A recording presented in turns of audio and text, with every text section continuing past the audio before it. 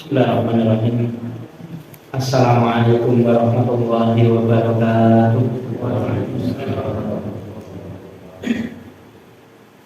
Alhamdulillah. Nasta'inuhu wa nastaghfiruh. Wa na'udzu billahi min syururi anfusina wa sayyiati a'malina. Man yahdihillahu fala mudilla lahu wa man yudlil fala hadiya lahu. Asyhadu an la ilaha illallah wa asyhadu anna Muhammadan abduhu wa rasuluhu wa la nabiyya ba'da. Fa ya ayyuhan nas ittaqullaha mastata'tum wasma'u wa ati'u la'allakum turhamun. Bapak Ibu jamaah sekalian rahimahullah, kitab Sahih Bukhari masih melanjutkan di kitab yang keempat, yakni tentang wudu, kitab wudu. Pertemuan pekan lalu saya bacakan di bab yang satu, bab tentang apa yang datang pada urusan wudu. Saya ulang sebentar, bahwasanya apa yang disampaikan oleh Rasulullah SAW dalam keterangan yang disampaikan oleh Imam Bukhari, ana fardul wudu'i marotan. Ya, artinya kewajiban wudu itu sebetulnya cuma satu kali saja. Wa tawaddu'a aidon marotani wa talatan. Tetapi Nabi juga pernah melakukan wudu itu dua kali ataupun tiga kali. Catatan yang dimaksud dua kali atau tiga kali itu dalam usapan wajah, membasuh wajah, tangan, dan kaki. Adapun mengusap kepala ini cukup satu kali, kemudian langsung ke telinga. Bagian telunjuk ini adalah bagian untuk membersihkan di dalam, kemudian jempol ini untuk luar. Jadi bukan hanya ini, dan ini sifatnya mengusap, bukan membasuh. Tidak sebagai anak-anak M itu dari tempat saya itu, kalau membasuh kepalanya itu tidur ini rambutnya tadi kelompok.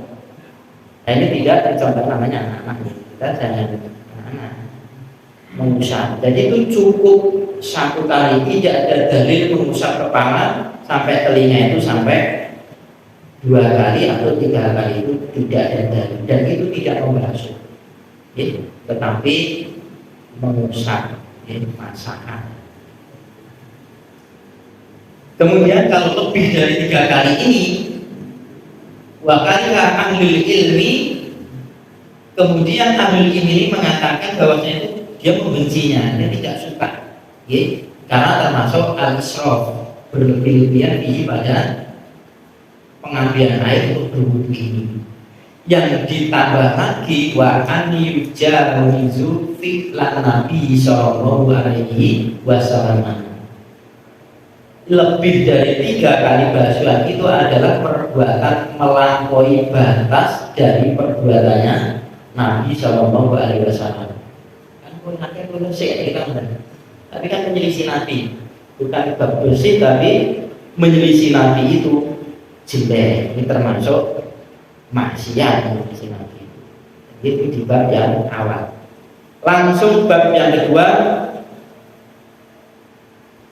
babula tuqbalu sholatu bi ghairi wudu'i. Bab tidak diterima sholat itu tanpa bersuci. Maksudnya wudu ini adalah wudu. Jadi sholat sebagus apapun, sekusuk apapun, dilama-lamakan mungkin ya, bacaannya bagus mungkin, tapi kalau tidak wudu ya tidak termasuk sholatnya, karena syarat daripada diterimanya sholat ini dengan berwudu. 135 hadisnya. Mari WA aku lagi, akun cepet-cepet nomornya. Oh kecepetan di alon-alon lawan. Haddatsana Ishaq bin Ibrahim al-Hanbali qala akhbarana Abdul Razaki qala akhbaruna Ma'marun an Hammam bin Munabbih anahu bahwasanya dia Hammam bin Munabbih dari sami'a pernah mendengar Abu Hurairah radhiyallahu anhu pernah mendengar kepada Abu Hurairah radhiyallahu anhu yang dulu dia Abu Hurairah berkata qala Rasulullah sallallahu alaihi wasallam telah bersabda Rasulullah sallallahu alaihi wasallam la yuqbalu sholatu man ahdatsa hatta yatawadduha tidaklah diterima sholat man orang yang ahdatsa hatta yatawadduha jadi tidaklah diterima sholat seseorang yang berhadas sehingga dia itu berwudu. Hadas itu ya artinya ya batal kata kita. Qala rajulun minal hadrul mauta. Kemudian berkatalah seseorang dari hadrul maut. Ini nama tempat sekarang Yaman itu. Hadrul maut itu Yaman.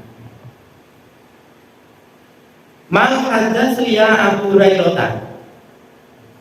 Apa yang disebut hadas itu ya Abu Hurairah? Hadas itu apa saja ya Abu Hurairah? Qala berkata Abu Hurairah atau menjawab fusaun a'udhuratun. Kalau fusaun itu artinya kentut, a'udhuratun itu sama. Kalau di bahasa Indonesia kan sama-sama artinya kentut. Buang air. Ya buang air, buang angin. Buang angin. Cuman kalau fusa ini buang angin yang tidak bersuara, teman-teman. Itu ya kentut namanya. Kalau huruf itu biar leger. Kata Hurairah disebutkan ini bukan berarti yang membatalkan daripada wudhu cuma ini saja. Ya, tidak begitu yang dimaksudkan. Nanti ada hal-hal yang lain apalagi perempuan di jalan ini. Nah, artinya apa yang disampaikan Abu Hurairah ini inilah batal nanti ada kaitan dengan hadis yang lain. Jadi ketika Abu Hurairah menyampaikan ilmu ini hadis ini kepada muridnya si Hammam bin Munabbih ini tentang apa yang telah didengarnya dari Nabi Shallallahu Alaihi Wasallam.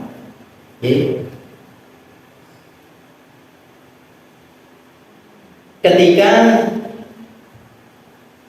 mendengar bahwasanya Nabi itu menyampaikan bab hadas, membatalkan wudu. Dia telah berwudu sebenarnya, tapi wudunya dianggap batal. Lah orang ini belum tahu apa yang membatalkan wudu ini ya Abu Hurairah. Yang disebut hadas itu apa? Abu Hurairah itu memberikan jawaban, ya ini kentut kecil maupun kentut besar, dua-duanya membatalkan wudu. Bukan karena sedikit tidak batal, batalnya gede, ya. Dua-duanya membatalkan wudu dia berhadas. Kalau dilangsungkan sholat maka sholatnya tidak sah. Apalagi imam batal malu dia, isin masuk imam batal, nanggung. Kalau makmum itu sholatnya itu ya mengikuti imam, tidak ada tanggungan. Kalau sholatnya jelek ya dia tetap balik makmum, tidak nanggung. Tapi kalau namanya imam batal dia nanggung gitu. Kebaikan sholat makmum ini adalah ditanggung oleh imam, mendapatkan pahala yang banyak kalau imamnya ini benar. Tapi kalau imamnya ini hadas, ya, maka yaitu tadi menanggung segitu banyak orang lain. Yang pentingnya batal dan ingkir yang ingkir. Ganti.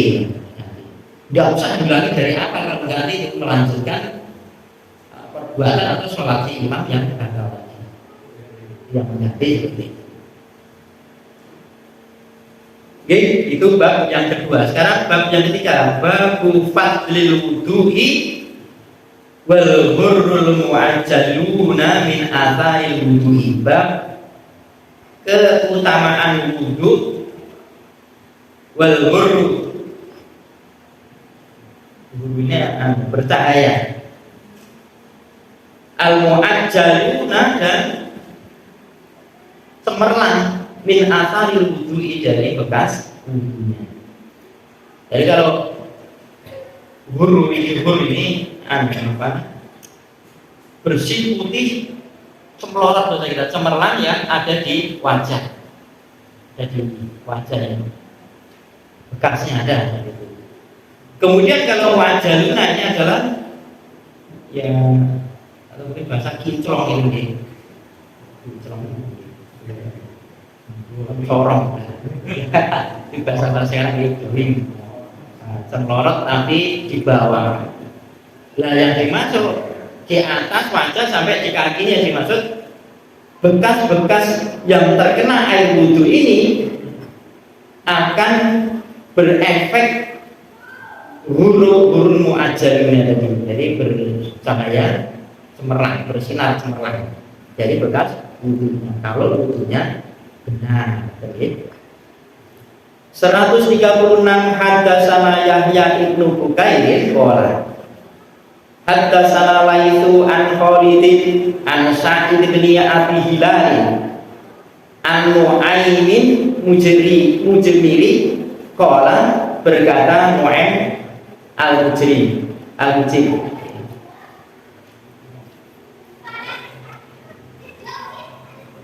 Waqiftu ma'a Abi Hurairah radhiyallahu anhu ala dhahril masjid. Aku naik kendaraan, maksudnya si kata Nu'aim al-Mujri tadi. Aku naik bersama Abi Hurairah, artinya dia bonceng bersama Abu Hurairah. Berkendaraan bersama Abu Hurairah. Al-Dhahril masjid pada dhahr itu kan punggungnya masjid. Bisa jadi masjidnya itu di dataran rendah, kemudian jalannya kan di Arab gitu ya, di Mekah gitu atau di Madinah memang gitu. Atau dhahr ini di tengah-tengah. Di tengah-tengah ini bukan pakai kendaraan gitu, atau di pertengahan masjid di luar gitu, maksudnya di pertengahan halaman masjid begini. Jadi dhahr itu adalah artinya punggung masjid, di atas punggungnya masjid di sana.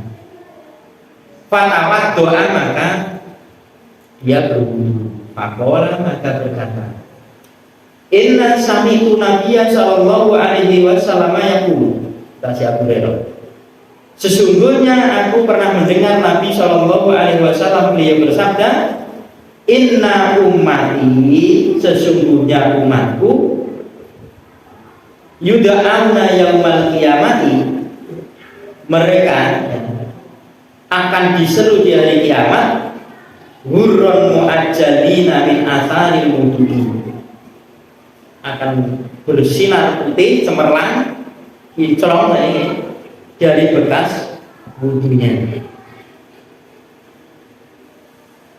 Famanis tanto aminkum, maka barang siapa yang dia itu mampu dari kalangan kalian itu anyutila hurrotahu falyaf'al, maka barang siapa yang mampu dari kalangan kalian itu untuk memanjangkan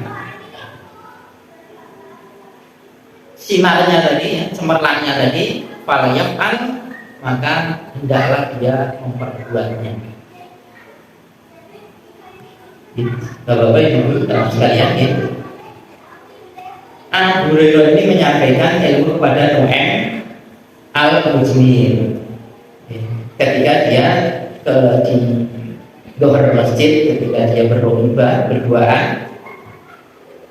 Abu Hurairah wudu, intinya ya turun dalam wudu itu, kemudian dia menyampaikan, sesungguhnya menyampaikan sabdanya Nabi, sesungguhnya umatku besok di hari kiamat itu dia akan diseru oleh Allah Ta'ala ini dengan wajah yang hurun mu'ajjalin dari bekas wudunya.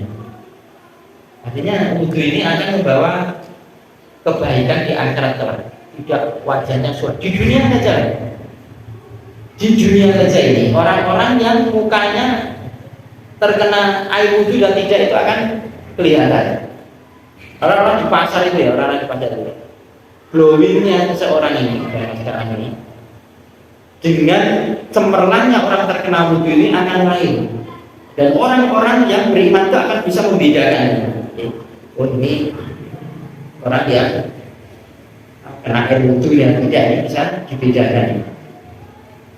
Kemudian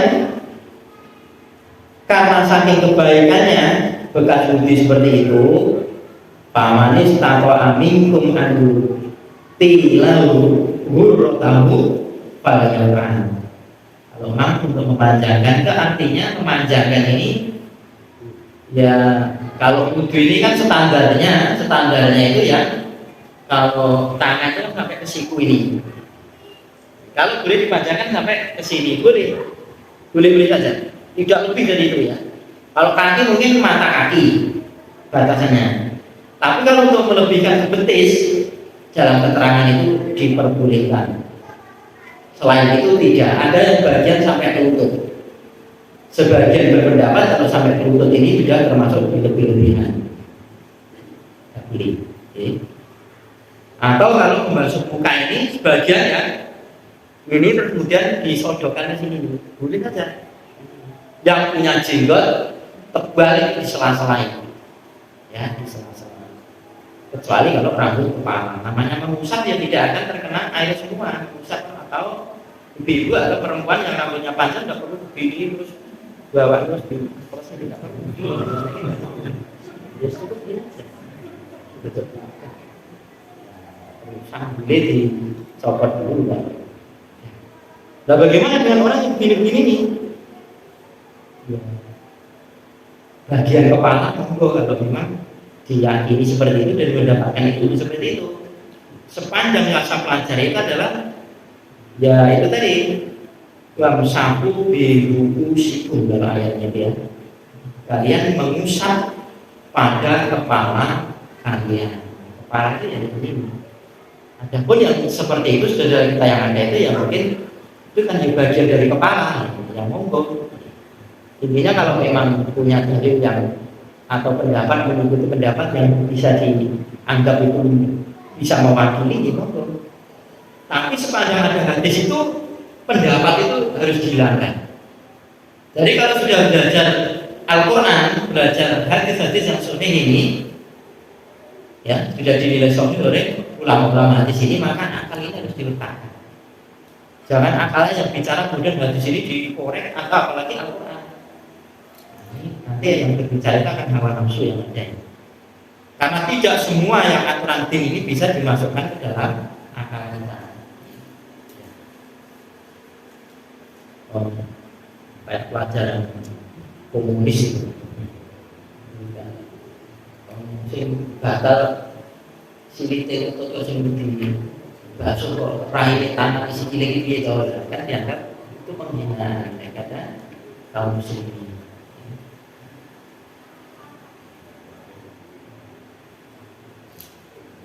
Bab yang ketiga dari bab yang ketiga.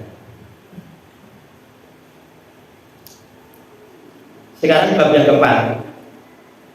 Kalau sudah masuk ke kitab tentang wudhu, bahasa wudhu, bapak tayamum, bapak sholat itu nanti kan jurusnya ke fikih, ke fikih. Ya, kalau ada yang berbeda dengan kita yang mungkin jadi kitab lain. Kalau di Sahih Bukhari jelas Sahih, kalau mengambilnya tadi saya belajar di Sahih Bukhari, saya mengambil ya dalilnya di Sahih Bukhari. Kalau memang bisa di semuanya bisa dipakai dalil. Tapi saya sudah terpilih, sudah pilihan. Bab yang keempat, babul la yatawaddu min syakkin hatta yastaikina. Bab tidak berwudu dari syak, dari keraguan-raguan, atau tidak usah berwudu dari keraguan-raguan sehingga dia itu merasa yakin. Ini artinya kalau sudah tadi berwudu kemudian dia ragu, saya batal apa tidak, dalam keadaan seperti itu maka dianggap tidak batal kecuali keyakinannya batal. Salah ini batal, yakin. Sudah berarti ya harus yakinannya begitu. Kalau tidak ada keyakinan ragu, hilangkan keraguan itu. Ya, karena nanti setan akan masuk dalam keraguan itu. Ya, setan akan masuk sebagai mana orang-orang yang nanti akan dimasuki dengan was-was. Was-was itu setan. Itu punya teman. Belum lulus itu tapi masih pengabdian. Jadi apa ada teman pengabdian dari Wontor ini, dari Wontor, sama-sama belajar. Ya juga belajar hadis, saya juga belajar soal bahasa sehari-hari. Itu luar biasa. Wontor itu sudah pakarnya bahasa, sampai dibikin bahasa Arab itu bahasa Arab model Ponorogo kawan. Nah, terus ya begitu punya was-was, sholat itu sampai bolak-balik Allah. Jadi berdiam itu Allahu Akbar itu pas. Bari itu gini Allahu Akbar ora pas. Terus piye ini? Ada yang satu itu Allahu Akbar itu diputer nih. Jadi karena Jama' bin Dalil Nabi itu mendahulukan yang kanan. Suka mendahulukan yang kanan, maka ini nggak tahu aku ini kiri sih sampai segitunya, gitu. Ya tanyakan gitu. Kalau wudhu itu tidak cukup satu kali 3 kali, baru masya Allah. Jadi dianggap was-was. Kalau terjadi was-was seperti itu, maka harus ngambil sikap itu setan, penyakit itu, penyakit. Atau mungkin hal lain, bolak-balik pintu dikunci di turu balik nih, kunci urung nggak ada kan, tidak setan. Dari itu was-wasnya semacam seperti itu. Maka keyakinan yang ada kalau sudah berwudu cuma ragu, tinggalkan keraguan. Yakinnya seperti apa? Ya, sebagaimana sholat juga. Sholat yang kita lakukan berulang-ulang kali ya, 1 hari 1 malam wajibnya saja 5 kali itu saja masih kadang ketrejol berapa rakaat. Nggak usah berlama-lama, ambil 3 apa 4, ambil yang 3. Ambil yang 3 nanti sujud. Sholatnya kanthi rampung itu mikir niku tok. Biro 137 haddatsana Aliyun qala haddatsana Sufyan qala haddatsana Zuhriyu an Sa'id bin Musayyab an Abad bin Tamim an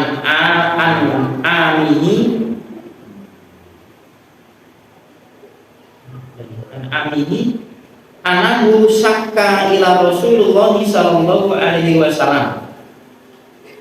Di hadis ini dari Ali. Dari Ali ini kalau kita mungkin di sebagian saudara kita ada ngaji ini ya. Pola Abu Abdillah atau pola Imam Bukhari ada sana Ali. Memang Ali ini gurunya Imam Bukhari yang menimba ilmunya dari Ali ini yang kemudian berjalur sampai sahabat ini. Dari Ali gurunya Imam Bukhari, kemudian gurunya Imam Bukhari ini dia punya guru namanya Sufyan. Sufyan ini berguru dari Zuhri. Zuhri ini mendapatkan ilmu dari Sa'id Musayyabin. Sa'id Musayyabin dari Abbad bin Tamim, kemudian dari Ami annahu syakka ila Rasulillah sallallahu alaihi wasallam, dari pamannya di Abbad bin Tamim tadi, bahwasanya dia paman tadi melapor kepada Rasulullah sallallahu alaihi wasallam. Sebentar. Pak ini di belakang. Annahu syakka ila Rasulillah sallallahu alaihi wasallam, bahwasanya melapor kepada Rasulullah sallallahu alaihi wasallam. Siapa yang melapor? Rojulu, seseorang. Jadi si paman tadi menyatakan ada seseorang yang melapor kepada Nabi. Alladhi yang laporannya itu alladhi yang yuhayyalu ilaihi anahu yajidu syai'an fi sholati. Dia itu yang terjadi yukhayyalu dibayang-bayangkan gitu, dihayal-hayalkan lagi kepadanya anakku bahwasanya dia itu ya jidu syai'an fi sholati, mendapatkan sesuatu pada sholatnya. Jadi orang ini melapor kepada Nabi, di matur ada Nabi kan Nabi, kulo niki nglakoni sholat, menjalankan sholat, kemudian saya dihayal-hayalkan sesuatu dalam sholat saya ini, terbayang-bayang gitu. Fakola maka berkata, bersabda Nabi, jawab, la yang fati, maka janganlah engkau membatalkan sholat, jangan. Aula yang syarif, atau janganlah bubaran dalam sholatnya. Yang kotil yang syarif ini adalah ucapan si Aminah si pamannya si Abad bin Tamim. Dia lupa begitu. Yang saya dengar itu yang fatil atau yang syarif itu. Sudah diberi sini semua. Intinya sama, tidak boleh bubaran dalam sholat atau tidak boleh membatalkan sholat kalau terjadi sesuatu khayalan-khayalan. Kata yasma'a sautan au yajidarihan, sampai mendapati kamu itu mendengar suara atau mendapati angin, maksudnya mendapati bau. Jadi kita mendapati bau. Jadi kalau dalam sholat itu dihayal-hayalkan setan itu wetenge makhluk ngoten. Pak bujuk atau gimana nih? Wah, iki batal orang yang pergi Nabi. Iki mau ngentut apa ora rasane itu. Nabi jangan dibatalkan, jangan bubaran sholat itu, jangan membubarkan. Sampai kamu itu mendengar suara cs atau makhluk. Nah, atau ces tidak kedengaran, makhluk apalagi tidak kedengaran, tapi kamu mendapatkan bau. Ini abu nentut. Nah, kalau mendapat dua-duanya apalagi suara tidak enak, bau ada, wah tangga. Wah ini saya harus yakin kalau itu orang suaranya tapi baunya ada. Mungkin bukan dia yang kentut. Cuma kadang-kadang kan gitu gitu, seperti itu. Apalagi kan di hadis selain itu gitu, di bab tentang membatalkan wudu itu. Setan itu ketika sholat jamaah nyebul pantate wong sholat jamaah lho. Karepe kan silir iki kaya batal. Insyaallah itu. Setan ini bodoh kan tidak terjadi apa namanya jamaah. Saya sendiri itu di beberapa kali itu juga begitu, kayak itu gangguan setan. Asal pas dimamam pulau di Mamilian. Jadi setelah komat sholat apa namanya fajar di rumah itu kayak ranutut kok tadi sudah diambil kok kroso meneh gitu. Wah, masya Allah, ternyata begitu. Ada gangguan-gangguan yang setan itu sama seperti itu. Segala macam supaya orang itu tidak menjalankan kebaikan. Dan ini rojul ini, seseorang ini melakukan di Rasulullah, saya melakukan sholat tapi saya dihayal-hayalkan kok ada sesuatu dari ini kok kayak ngentut tapi kok kayak orang. Dan kalau kita terjadi seperti itu, terjadilah apa yang disabdakan oleh Nabi ini, jangan dibatalkan, jangan membubarkan sholat sampai kamu mendengar suara tut, maksudnya atau tidak mendengar suara tapi kamu bau. Berarti juga anak-anak kan gitu ya Allah, kan anak mahat itu kan pernah disebut anak ada di mahat itu Allah berarti antian Fatihah wawis betul keluar. Kalau memang bakal betul enggak apa-apa, memang harus keluar. Jadi intinya jangan membatalkan sholatnya kalau tidak yakin seperti ini. Maka dengan bab ini oleh Imam Bukhari diberikan bab seperti itu. Jadi bab Bukhari ini masya Allah nih, ada tentang bab-bab tentang sesuatu yang menjadikan beda dengan yang lain. Nanti akan kita temui seolah-olah tidak nyambung dengan bab dengan hadisnya ini. Saking jadi nyambung, cuma kita belum bisa sambung. Jadi apa pikiran kita tidak sebagaimana Imam Bukhari ini, sehingga ini kok Bapak ini hadis ini kadang-kadang seperti itu aja, kalau disambung-sambungkan ya nyambung. Lalu kalau di lebih mudah ambil di apa itu namanya, cari di HP di belajar temen itu bisa buka Fathul Bari, itu di Fathul Bari ada, cuma nggak komplit, orang semua. Kalau syaratnya di Fathul Bari itu ada agak biar mungkin syarat Bukhari kan perlu nggak ditunjang dengan syarat itu ya boleh. Nah di situ keterangannya kadang-kadang dibaca berulang-ulang itu kurang memahami itu dan bab yang kelima, bab takfifi fil wudu'i, bab meringankan pada wudu. Jadi wudu ini bisa diringankan, ada ringan, ada isbal di sana, ada takfif, ada isbal. Kalau isbal itu adalah berat, memberatkan, atau isbal itu aslinya itu artinya itu menyempurnakan. Tapi oleh Imam Bukhari dipakai berat. Kalau ini takfif. Jadi bab untuk wudu yang ringan. 138 hatta sama Ali bin Abdillah qala hatta sama Sufyan an Amrin. Jadi bapak-bapak ya perbedaan kalau Amr itu rohnya itu di depannya ada wawu, di belakangnya ada wawu, itu berarti Amr. Kalau tidak ada Umar, meskipun tidak ada bin Abdullah, kalau tidak ada wawunya berarti Umar, tapi ada wawunya Amr. An Amrin dari Amr pola berkata, Akhbaroni telah mengkhabari kepadaku Quraibun si Quraib itu nama orang. Ani bin Abbasin dari Ibni Abbas, anak Nabi Sallallahu Alaihi Wasallam, bahwasanya Nabi Sallallahu Alaihi Wasallam nama hatta nafaqo summa sholat. Kata Ibn Abbas, bahwasanya Nabi Sallallahu Alaihi Wasallam tertidur sampai dia itu mendengkur, ngorok melaikan, summa sholat, kemudian sholat. Beliau ya awalnya dari wudhu, jam wudhu, kemudian tidur sampai mendengkur. Nafas itu adalah suara nafas yang keluar dari dalam yang ada suara bus-bus itu. Nah, jadi kan mendengkur, ngorok. Ngorok itu ngorok di sunat. Nah, tapi ngorok orang begini pernah. Anak ibu nek kakungnya ngorok aku dibukani mungkin dari ini. Aku wis Pak kamar tidur. Aku ngorok. Pak jenengan betul mireng nggih.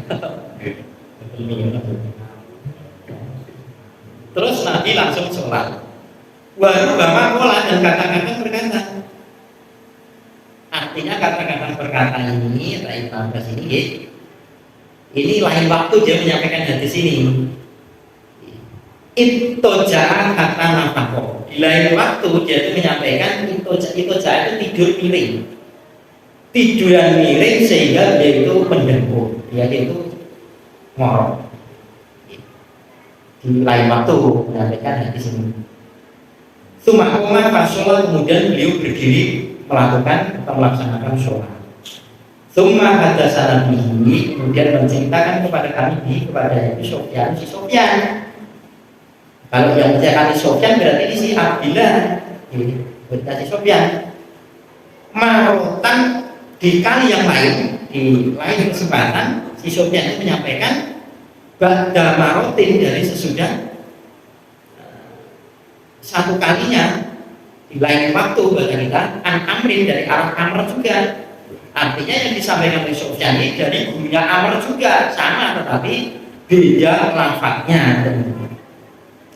An Quraibin dari Quraib. Quraib ini juga gurunya Amr, jadi dari jalur yang sama nih. An Ibni Abbasin dari Ibni Abbas juga. Jadi sahabat Ibni Abbas sekolah berkata, bintu inda qolati Maimunata lailatan. Aku pernah menginap inda qolati di pada bibiku si Maimunah. lailatan di satu malam. Artinya Maimunahnya adalah bibinya si Abbas. Maimunah istri Nabi Shallallahu Alaihi Wasallam. Pakoma maka berdirilah Nabi Shallallahu Alaihi Wasallam minal laili. Jadi sebagian dari waktu malam itu Nabi ini berdiri, maksudnya berdiri ini sholat. Falam maka Nabi ba'dil laili, koma Nabi Shallallahu Alaihi Wasallam fatawad doa min syatin mu'allakin wudu'an khafifan. Di sebagian malam itu Nabi itu terbangun, berdiri, sholat. Maka ketika itu, pada waktu itu, dari sebagian malam itu beliau berdiri sholat itu fatawat doa min shanin. Beliau itu berwudu dari shanin. Shanin ini tempat air yang terbuat dari kulit. Terbuat dari kulit, mu'alakin yang tergantung. Jadi ada tempat air yang pakai wudu digantungkan. Wudu an khafifan. Beliau Nabi itu wudu dengan ringan. Yukhaffifu, beliau itu meringankan wudunya. Artinya meringankan wudu itu ya satu kali tidak dua kali, tidak tiga kali. Amun si Amr yuqallilu, kalau si Amr itu mengatakan wa yuqallilu, menyedikitkan hitungannya. Ya, ada bagian berpendapat menyedikitkan airnya sedikit-sedikit, tapi ada yang mengatakan menyedikitkan hitungannya dari 22 atau mungkin 33 ini menjadi 1-1. Dan ini bisa dipraktekkan bahwa ya, Ibu, kita menjadi makmum masbuk, imamnya sudah membaca Fatihah, bahkan sudah surat, kita bisa wudu biar untuk satu kali bisa. Karena Nabi pernah melakukan juga. Kalau kita melakukan ini berarti kita mengamalkan hadis semuanya. Nabi pernah satu kali, dua kali, tiga kali, malah cocok. Malah mengamalkan apa yang dilakukan oleh hadis, yang dilakukan oleh Nabi Shallallahu Alaihi Wasallam semuanya. Wakoman apa Nabi berdiri yusolli, ya sholat watawatu, maka aku itu berwudu kan, aku Ibnu Abbas. Nah wa mimma tawaddu'an, semisal dari apa-apa yang beliau itu berwudu. Ketika Nabi sholat ini saya berwudu ringan juga. Ini sebagaimana Nabi tadi berwudu. Jadi Ibnu Abbas ini menginap di rumahnya Maimunah ini ingin memata-matai Nabi, apa yang dilakukan oleh Nabi ketika waktu malam. Apa yang dilakukan oleh Nabi waktu malam. Betul Nabi mau sore malam. Ternyata tidak. Jadi ilmu bagian. Sumaji itu untuk anyasani. Kemudian aku datang kepada Nabi ya. Untuk maka aku berdiri sholat ini anyasani di sisi kirinya. Waru bapak dan kadang-kadang si Ibnu Abbas itu menyampaikan pola berkata. Waru bapak dan kadang-kadang pola Sufyan. Sufyan ini menyampaikan ilmu kadang-kadang kepada si Abdullah ini. Ansimali dari arah kirinya. Yasar atau kiri atau simal itu jangan. Cuma menyampaikan di lain waktu itu kok simal, di lain waktu itu kok yasari di kirinya, tapi sana. Artinya Ibnu Abbas ini nusul bermakmum kepada Nabi itu berdirinya itu di sebelah kirinya Nabi. Jadi makmum tapi di kirinya Nabi. Fahawalani faja'alani anjamini, maka Nabi memutarkan ke arah kanannya. Jadi sholat sambil kirinya diputar ke arah kanannya. Artinya kalau sholat dua orang saja, satu orang itu tidak bisa menjadikan soft bagi laki-laki, tidak dengan perempuan. Maka supaya menjadi soft maka jejer. Kalau dalam keterangan ini Imam Bukhari tidak sependapat maju sedikit imam itu atau makmumnya mundur sedikit, tidak terjejer. Ini bagi laki-laki kalau sama istrinya atau perempuan itu tetap di belakangnya, bukan di sebelah kanan ini, tidak di belakang. Karena apa menurut Imam Bukhari nanti akan ada babnya sendiri, satu orang itu tidak bisa menjadikan satu soft, maka harus berjejer. Yang kedua, kalau cuma berdua, ini makmum ini di sebelah kanannya bukan di kirinya. Yang ketiga, sholat malam itu boleh berjamaah, tidak harus, tapi kebolehan saja, karena Nabi tidak menganjurkan, boleh. Nah kalau kebolehan pahalanya apa? Sama apa enggak? Namanya Nabi diloni mana? Delik mana? Ramadan itu sholat itu diikuti sahabat itu nggak usah ditarik. Hanya sholat nggak perlu, pokoknya Nabi melakukan ikut sampai 3 malam. Nabi malah sholatnya itu takbir dari pintunya ini ditutup. Artinya kan seolah-olah oh jemil sholat aku dari mau ini. Jadi kebolehan saja. Bisa belum terselesaikan di hadis ini. Artinya bahwa apa? Dari bab soal wudhu ini, wudhu ini diringankan dan ya harus mualah. Bapak sekalian, mualah artinya wudhu ini harus tertib, urut. Walaupun ini kan harus urut.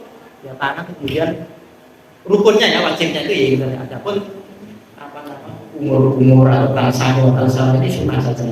Sunnah tapi nanti melakukan urut. Dan berwudhu ini juga kalau perlu diperlukan dengan bicara itu tidak mengatakan wudhu.